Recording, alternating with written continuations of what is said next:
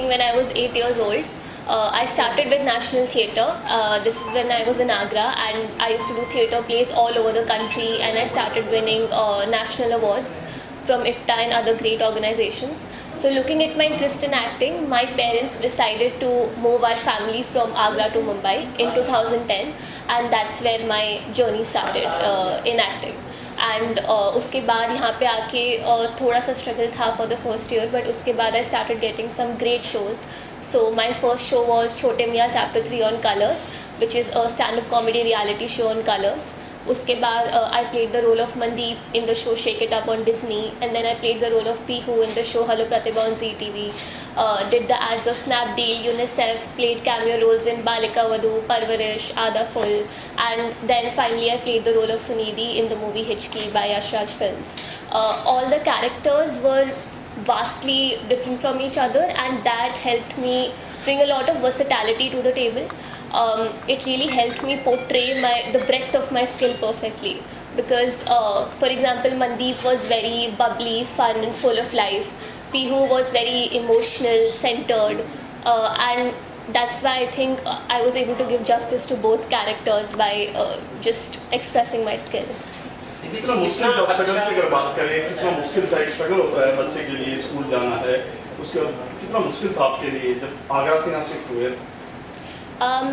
Initially थोड़ा tough था, but because मुझे पढ़ाई में इतना ज़्यादा इंटरेस्ट था तो मेरे लिए इतना ज़्यादा टफ नहीं था, बिकॉज मैं उसको बैलेंस कर पा रही थी. तो इवन ऑन द शूट्स हमेशा you could find me in a corner on the set with my nose in the books, because I use to love studying so much, and that interest in academics is what shaped my interest in finance and strategy. So it was a little difficult in terms of timing, but because of my parents I could manage everything कि ठीक है दिन में school है, उसके बाद दोपहर से रात तक शूट है, पूरा हम साल का प्लान करके रखते थे एडवांस में कि this is how we have to prioritise our timing. So we were able to manage it. पहले कौन सा प्रोजेक्ट था और कितना मेहनतनामा मिला था आपको, वो चीज़ आपको कितना याद है आज तक? सबसे पहला प्रोजेक्ट छोटे मियाँ चैप्टर 3 था. थोड़ा इंटिमिडेटिंग था बिकॉज हम तभी आए थे मुंबई, एंड मैंने स्टेज शोज़ बहुत किए थे, but this was the first time I was facing a camera, and that too a reality show which was a competition. And comedy is something जो मैंने पहले ट्राई नहीं की थी, बट मेरे काफ़ी गुरुज थे उस शो में जिन्होंने मुझे मेंटोर किया, मुझे अच्छी स्क्रिप्ट्स दी, एंड धीरे धीरे मैंने उस स्किल को काफ़ी पॉलिश किया. इनिशियली एलिमिनेट होके मैं वाइल्ड कार्ड एंट्री से फिर से वापस आई थी, एंड उस शो में जजेस थे Mahima Chaudhary ma'am and Sachin Pilgaonkar sir, and उन्होंने मेरी बहुत तारीफ़ की थी, मुझे बहुत एनकरेज किया था, मोटिवेट किया था. So all that made it a lot easier. दीदी आप मानते हो इस चीज़ को कि जिस टाइम आपने शुरू किया था, हम ये नहीं कहते आप बहुत ज़्यादा उम्र में बड़े हैं, जिस टाइम आपने शुरू किया था इतनी अपॉर्चुनिटी नहीं थी जो आजकल है. ऑडिशन ऑनलाइन हो जाते हैं, फ़ोन पर बात हो जाती है, वीडियो भेजा जाता है, क्या कहना था, कोई ऐसा वाक़या शेयर करेंगे आप? हाँ, पहले तो सब कुछ ऑफलाइन ही था, तो हम इनिशियली जो फर्स्ट ईयर था हम काफ़ी प्रोडक्शन हाउसेस में जाते थे अपना इंट्रोडक्शन देने, and it was just an introduction because initially auditions नहीं लेते थे वो. पहले हम धीरे धीरे कनेक्शंस बिल्ड करते थे, फिर मैंने ऑडिशंस देने शुरू किए, काफ़ी नेटवर्क बनाया मुंबई में, काफ़ी कास्टिंग डायरेक्टर्स के साथ, कोऑर्डिनेटर्स के साथ, एंड धीरे धीरे I could do it. But at the end I would say कि even though it's very difficult, बहुत कंपेटिटिव है, एंड आज की एज में जैसे आपने बोला अब तो सब कुछ डिजिटल है तो और भी ज़्यादा कंपेटिटिव है. बट अगर आपके अंदर वो स्किल है, और चाहे अपॉर्चुनिटी कितनी भी बड़ी हो या कितनी भी छोटी हो, अगर आप अपना स्किल 100% दिखा रहे हैं तो आपको अपॉर्चुनिटीज़ मिलती जाएंगी आगे. दीदी आपको मौका कम मिला जब आप जा रहे थे, आपको लगा कि रिद्धि अरोड़ा ये वो आर्टिस्ट टीवी में आती थी या आ रही है, वो वाक़या शेयर करेंगे हमारे साथ, जो पहला ऐसा शो था जो आपको लोगों ने पहचाना और एक नाम मिला रिद्धि अरोड़ा? वो तब आया जब मैंने शेक इट अप किया था. I played the role of Mandeep and Shake It Up, and वो मेरा लाइफ का सबसे पॉपुलर कैरेक्टर था, and that was because Disney is very popular among the kids. तो जो एक बार आई रिमेंबर मैं मैजिका गई थी विद माई फैमिली, एंड वहाँ पे काफ़ी लोगों ने मुझे घेर लिया था बिकॉज सब लोगों ने, आधे लोगों ने शेक इट अप देखा था, आधे लोगों ने हेलो प्रतिभा देखा था. तो वो I think it was one of the first moments when I felt कि I just felt so happy that so many people know me and they're touched by what I do. ये मुंबई जो है, ये मुंबई मायानगरी है, हर कोई सपना लेके आता है, हर कोई दूसरे शहर से है यहाँ पर, तो कहा जाता है मुंबई के थपेड़े इंसान को या तो भगा देते हैं या बना देते हैं. हाँ, सभी की ये कहानी है, तो इस बारे में आप क्या कहें, कभी आपका ऐसा हुआ कि वापस जाना चाहिए मुंबई से कि काम नहीं मिलेगा?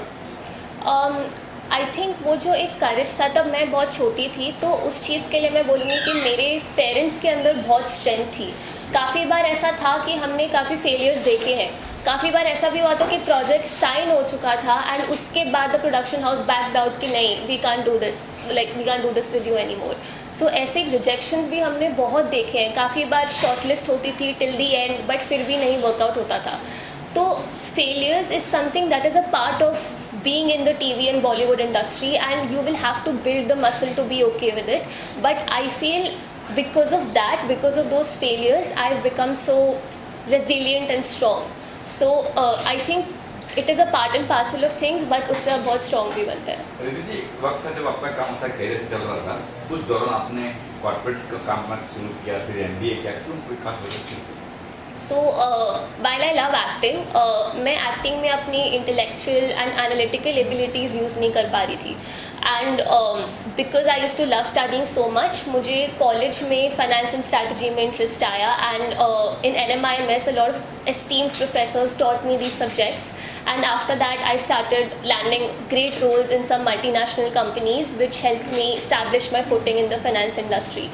So I would say I just feel happier in the corporate world because I'm able to use my entire self, from my creative abilities to my intellectual and analytical abilities. After MBA आप वापस आना चाहेंगे acting में, entertainment industry में, Bollywood industry में, और आना चाहेंगे तो क्या करना चाहेंगे? Sure, I mean if the right opportunity presents itself, then मैं ज़रूर आना चाहूँगी। चाहे वो OTT हो, चाहे वो कोई बिग बैनर मूवी हो, मेरे लिए entertainment industry was my first love. So अगर कोई अच्छी अपॉर्चुनिटी आती है देन व्हाई नॉट। इंसान जब कब गुरु है आपका कोई, इस फील्ड में गुरु है आपका, किसी गुरु बना आपके गुरु है या किसी इंस्पायर हुआ? मेरे बहुत सारे गुरु रहे हैं शुरुआत से। मतलब डांसिंग में मैंने कथक सीखा था राशि जौहरी जी से।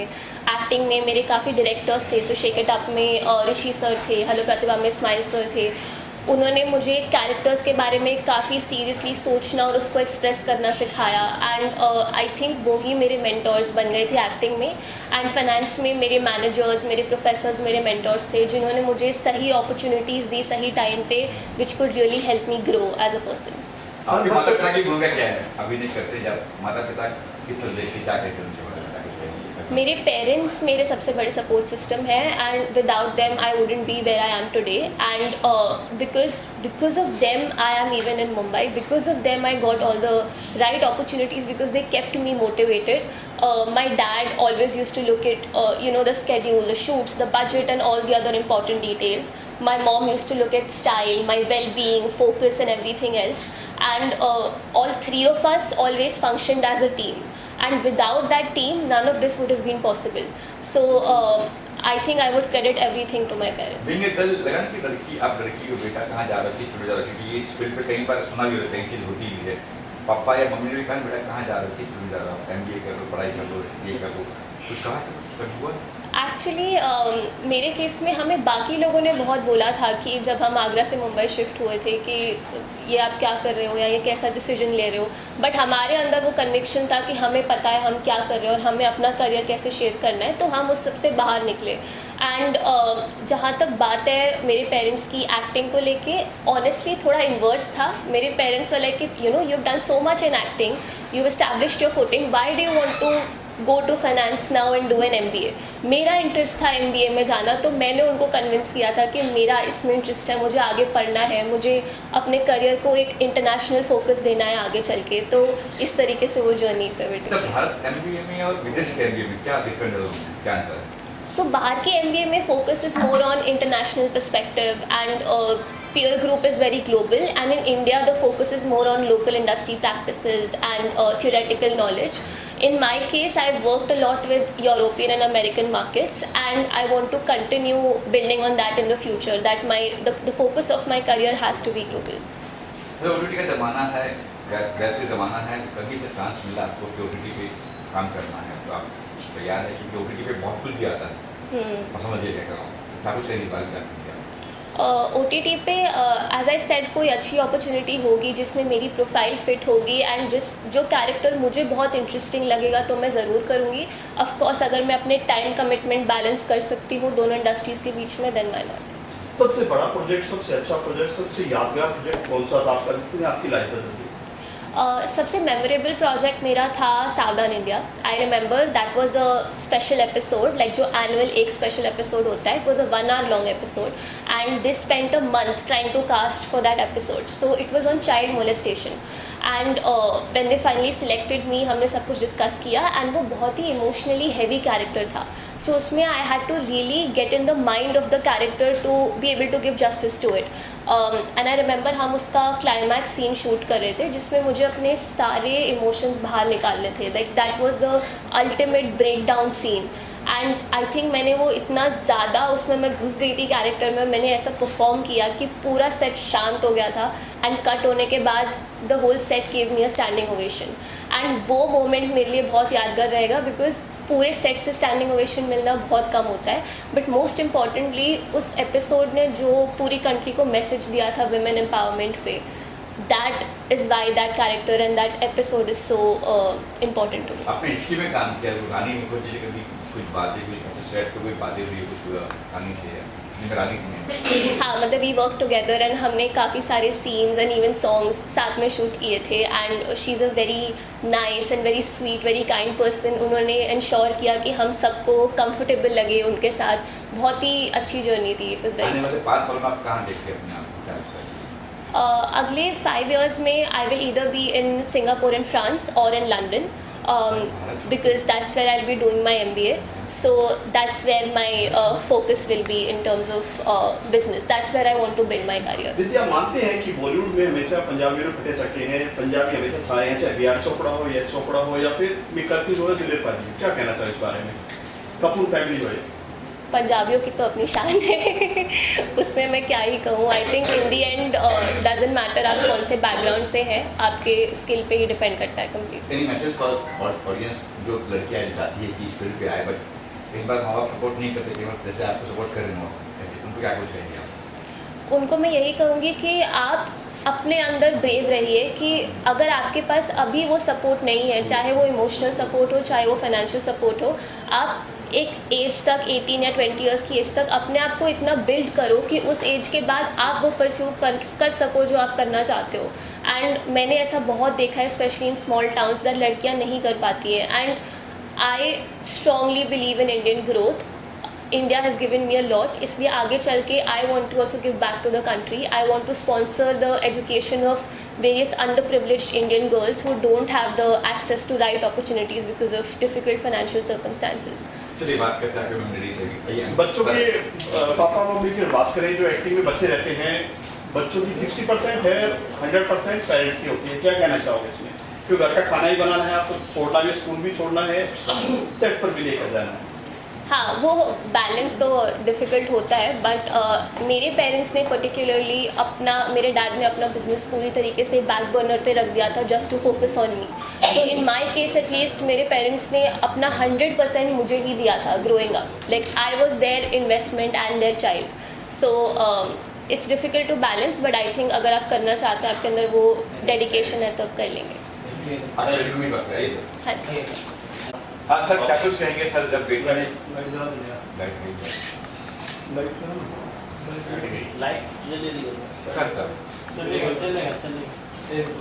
क्या कुछ कहेंगे अपनी, मतलब कहेंगे कि आजकल बेटियां लड़के के मुकाबले में एकदम साथ में, क्या कुछ कहेंगे जब लड़की ने कहा कि मुझे एक्टर बनना है, मम्मी और डैडी का क्या रिएक्शन था कि बेटी कहाँ जा रही फिल्म पे, क्या है, तुम आगरा वाले, हमें मुंबई जाना है, क्या ठीक था उसका?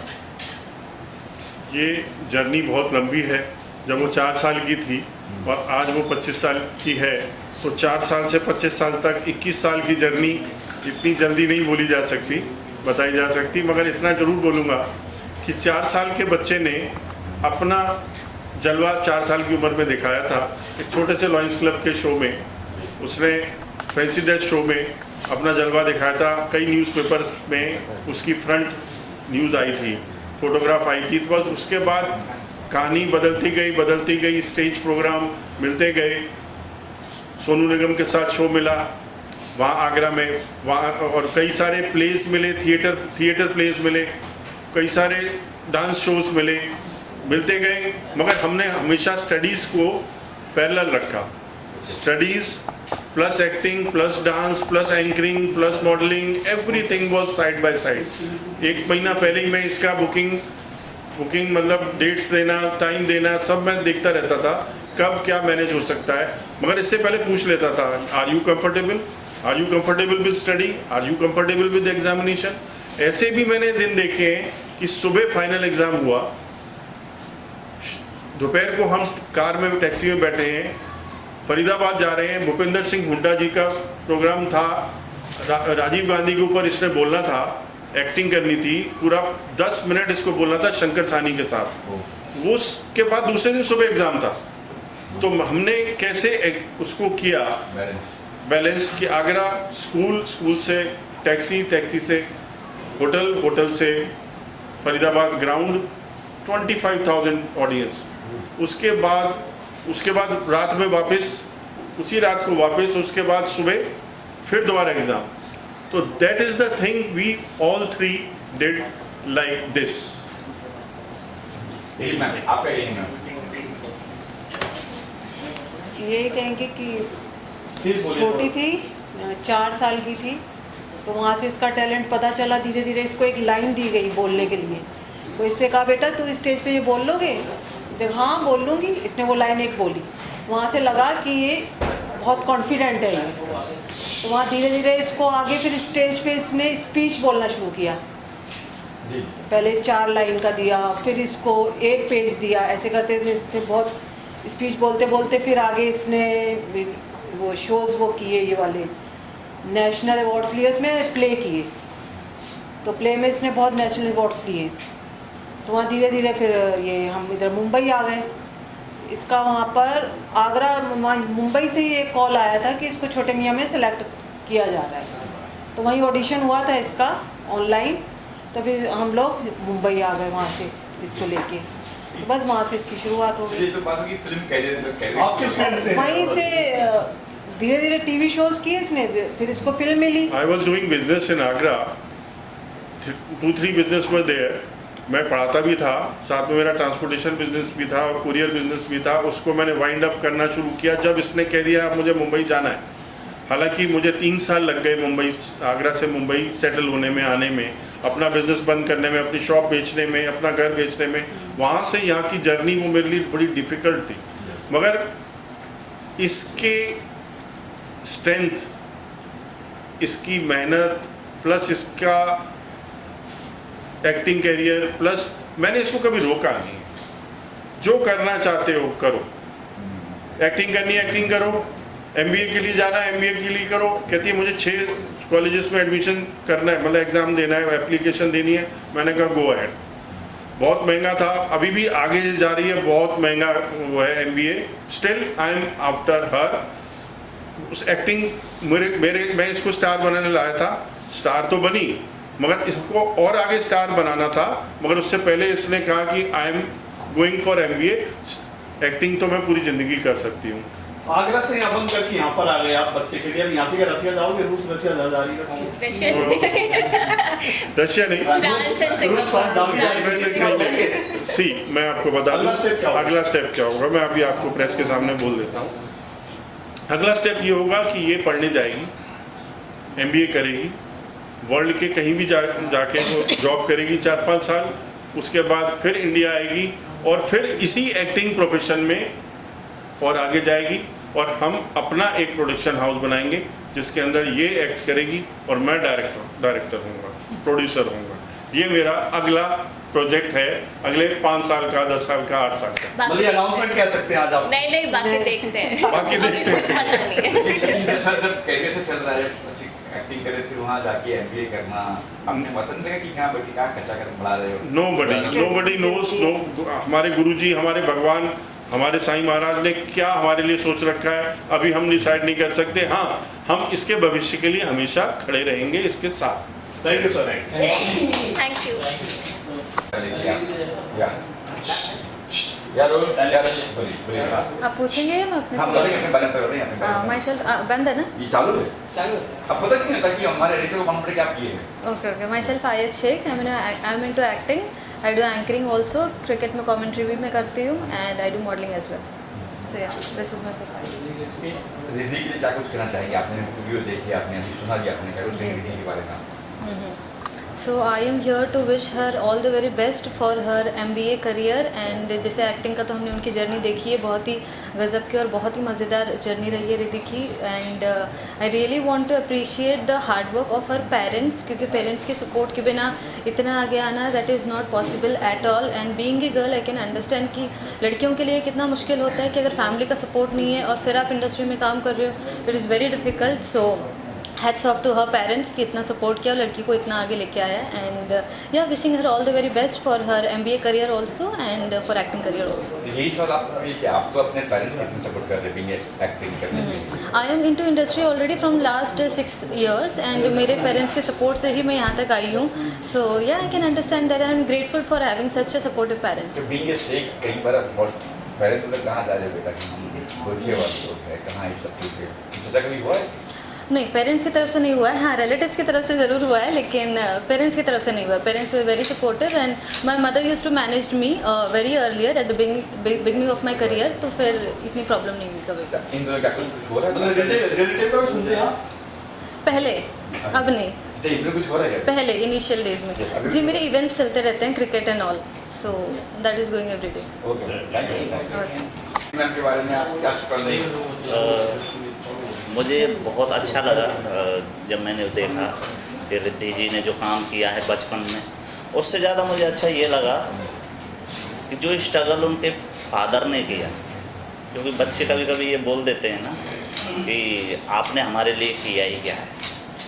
तो आज जब ये मैंने देखा तो मैं कह सकता हूँ लोगों से कि मैंने खुद एक पिता को अपने बच्चे के लिए स्ट्रगल करते हुए देखा है, और उसके बाद जब वो कामयाबी चढ़ते हैं और बच्चे, पिता हर पिता खुश होता है, लेकिन उस बच्ची को पता ही नहीं है कि वो क्या कर रही है। उनके फादर को पता था कि मैं अपनी बच्ची को क्या करवा रहा हूँ। तो यहाँ तक मुझे बहुत अच्छा लगा। आप कोई सवाल करेंगे तो बिल्कुल। आपकी आ रही है, आपने कुछ किया, मैं सुना है प्यार में कुर्बान, बताएंगे उस बारे में? हाँ, अभी मेरी 3 जनवरी को एक फ़िल्म रिलीज हुई जिसका नाम है प्यार में कुर्बान, जिसके डायरेक्टर थे जुबेर के खान, और बहुत बढ़िया फ़िल्म है। थिएटर में अच्छा रेस्पॉन्स मिला हमारी टीम को, सबने मेहनत की थी, बहुत बढ़िया। और एक रिसेंटली मेरी एक फ़िल्म और अभी शूट पर चल रही है, उसका नाम है अनवांटेड गिफ्ट, और वो भी मैं सेम डायरेक्टर जुबेर के खान, और उस फिल्म में मैं को प्रोड्यूसर भी हूँ। क्या बात है? क्या किरदार है उस फिल्म में जो आप कह रहे हो? अभी जो फिल्म चल रही है थिएटर में, अभी भी चल रही है, दूसरा सप्ताह शुरू हो गया। नहीं, जो आ रही है क्या कह रहे हैं? हाँ, अनवांटेड गिफ्ट में मैं बहुत बढ़िया कैरेक्टर है, एक स्टोरी है बहुत बढ़िया। मैं हीरो का दोस्त बना हुआ हूँ, और सस्पेंस बहुत बड़ा है जो मैं अभी क्लियर नहीं करूँगा, क्योंकि थोड़ा सा कैरेक्टर बताते ही वो सस्पेंस खुल जाएगा। दोबारा रूबरू कैसा बॉन्डिंग कैसे रही आप भी एक्टर हो, प्रोड्यूसर? जुबेर जी के साथ इतनी अच्छी बॉन्डिंग है मेरी कि उनके साथ मेरी ये तीसरी फिल्म है।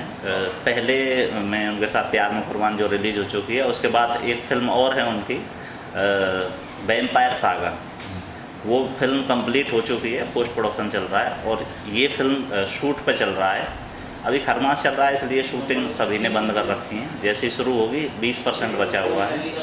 बहुत बढ़िया फिल्म है। वैम्पायर में भी आपका कुछ? हाँ, वैम्पायर में भी मैं एक्ट कर रहा हूँ साथ में उनके, और जो ये अभी जो फिल्म है अनवांटेड गिफ्ट, उस फिल्म में मैं एक्टिंग के साथ साथ को प्रोड्यूसर भी हूँ। क्या प्लान कब तक, जब आपने कहा सिर्फ 20 फिल्म बाकी है शूटिंग, क्या प्लान की को प्रोड्यूसर भी आपको, तो प्लानिंग कब, शूटिंग कब खत्म हो, कब रिलीज होगी फिल्म? 18 जनवरी से हमारा सेकंड शेड्यूल है, जो 2 ही शेड्यूल में हम ख़त्म कर रहे हैं, एक शेड्यूल हो चुका है। 18 के बाद शूटिंग शुरू है, और जो मेरी टीम, पूरी टीम ही डिसाइड करती है। अप्रैल में ये फिल्म आपको देखने को मिलेगी सबको। और अभी मैं चाहूँगा कि अभी मेरी जो फिल्म चल रही है प्यार में कुर्बान, उसको सभी जाके देखें, बहुत प्यारी फिल्म है, आपको मज़ा आएगा। मिर्ची गाना भी उसमें? हाँ, मिर्ची मिर्ची गाना सुपर हिट गाना है। जिस दिन आप आए थे मैं आ नहीं पाया, जी जी। मीडिया वालों से मैं कभी कभी क्षमा मांगता रहता हूँ। तो मिलते हैं। जय हिंद, जय भारत।